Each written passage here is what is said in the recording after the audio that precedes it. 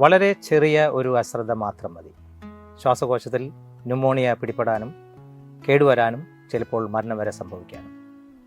ഞാൻ professor Thomas വടക്കൻ, senior pulmonologist at Amala institute of medical sciences, Thrissur.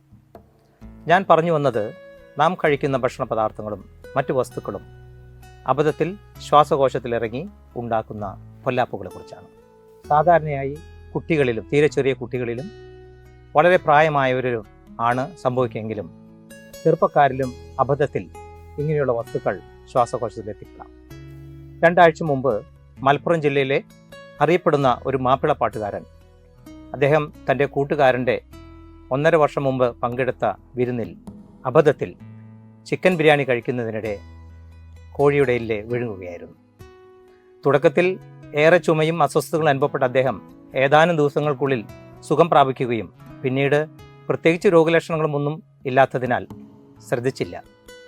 1.5 വർഷത്തിന് ശേഷം അദ്ദേഹത്തിന് തീവ്രമായ ചുമയും കഫത്തിൽ രക്തവും അനുഭവപ്പെട്ടപ്പോൾ ഭയന്ന് അദ്ദേഹം CT സ്കാൻ ചെയ്യുകയും തദ്വാര ശ്വാസനാളത്തിൽ എല്ലിൻ്റെ സാന്നിധ്യം സ്ഥിരീകരിക്കുകയുമായിരുന്നു. അദ്ദേഹം ഏറെ താമസിയാതെ അമലയിലേക്ക് വരികയും ഇവിടെ ബ്രോങ്കോസ്കോപ്പി ഉപകരണം വഴി അദ്ദേഹത്തിൻ്റെ വലത്തെ ശ്വാസനാളത്തിലെ കണ്ടെത്തിയ വലിയ ഇംഗ്ലീഷ് അക്ഷരമാലയിലെ Y ആകൃതിയിലുള്ള എല്ലിൻ കഷ്ണം ഏറെ സാഹസികമായി പരിക്കുകളൊന്നുമില്ലാതെ പുറത്തെടുക്കുകയായിരുന്നു. അതിനുശേഷം ഏറെ ആശ്വാസം ലഭിച്ച അദ്ദേഹം ഏറെ സന്തോഷത്തോടു കൂടിയാണ് ആശുപത്രി വിട്ടത്. കടല, കപ്പലണ്ടി, വിത്തുകളടങ്ങിയ പഴവർഗ്ഗങ്ങൾ, തീരെ ചെറിയ കളിപ്പാട്ടങ്ങൾ എന്നിവ കുട്ടികൾ കൈകാര്യം ചെയ്യുമ്പോൾ മുതിർന്നവർ തീർച്ചയായും സൂക്ഷിക്കേണ്ടതാണ്.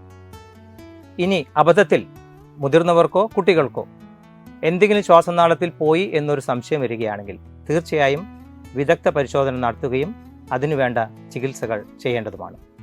Thank you for watching.